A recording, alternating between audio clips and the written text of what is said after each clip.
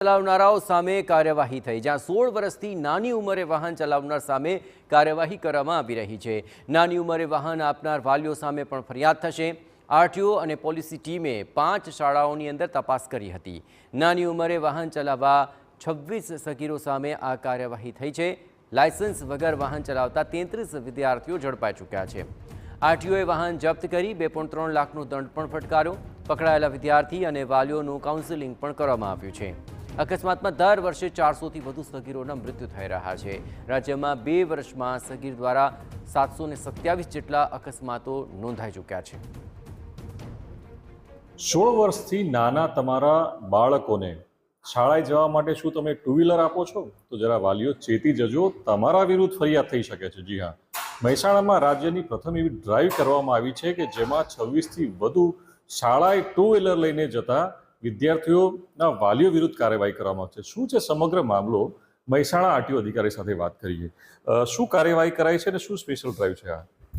અત્યારે special drive ચાલુ છે કે જેની અંદર 16 વર્ષથી નાના બાળકો કે જે હજુ લાયસન્સ લેવા માટે એલિજિબલ નથી, વાહન ચલાવવા માટે એલિજિબલ નથી, એવા બાળકોને એમના વાલીઓ ચાવી આપી દે છે અને પોતે એમને સ્કૂલે મૂકવા ન જવા પડે એના માટે થઈ અને એ બાળકો જાતે ડ્રાઈવ કરીને જાય છે। એમને પોતાની જવાબદારીનું ભાન નથી, પોતાની જીવન કેટલું કિંમતી છે એ ખબર નથી। એટલે એવા બાળકો જ્યારે આ રોડ ઉપર ચાલતા હોય ત્યારે રોડને 100% જોખમરૂપ બનાવે છે। એટલે આ બાબત માટે સરકાર એ ચિંતાતુર છે અને અમે સ્પેશિયલ ડ્રાઈવ કરી છે કે જેની અંદર જે અંડર એજ બાળકો છે એવા બાળકોને આવું ચલાવતા રોકવા માટે થઈ અને અમે એન્ફોર્સમેન્ટની ડ્રાઈવ કરી છે। દરરોજ એક અકસ્માત એવો થાય છે કે જેની અંદર જાણે અજાણે સગીર સંડોવાયેલો રહે છે।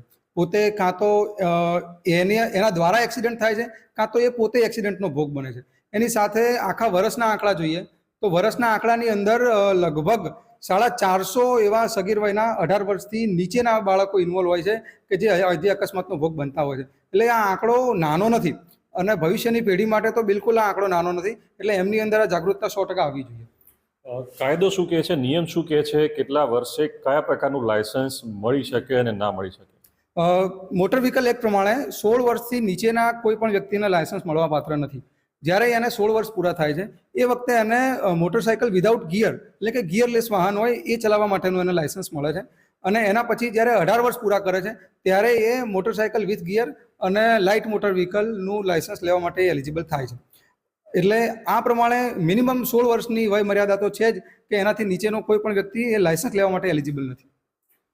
તો હતા આરટીઓ અધિકારી કે તેમને સ્પષ્ટપણે જણાવ્યું કે જો તમારું બાળક 16 વર્ષથી ઓછી ઉંમરનું છે તો જરા વાલીઓ ચેતી જજો, તમારા વિરુદ્ધ પણ ફરિયાદ થઈ શકે છે।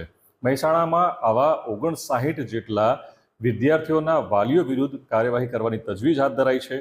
લગભગ 2,33,000 જેટલો દંડ પણ વસૂલ કરવામાં આવ્યો છે આવા વાહનો ડિટેન કરીને। ત્યારે 26 એવા બાળકો વિદ્યાર્થીઓ જે કે ટુ વ્હીલર લઈને લાયસન્સ વગર શાળાએ પહોંચ્યા હતા, સ્થળ પર 5 જેટલી શાળાના સ્થળ પર જઈને કાર્યવાહી કરવામાં આવી છે અને આગળ પણ આવા બાળકો જે લાયસન્સ વગર વાહન ચલાવતા હશે, પોતાના જીવનું જોખમ લેતા હોય, બીજાના જીવના જોખમમાં મૂકતા હોય, એમના વાલી વિરુદ્ધ કાર્યવાહી કરવામાં આવશે। એટલે કે વાલીઓ જરા ચેતી જજો, તમારા વિરુદ્ધ પણ હવે ફરિયાદ થઈ શકે છે। મહેસાણાથી મનીષ મિસ્ત્રી, TV9। ભરૂચના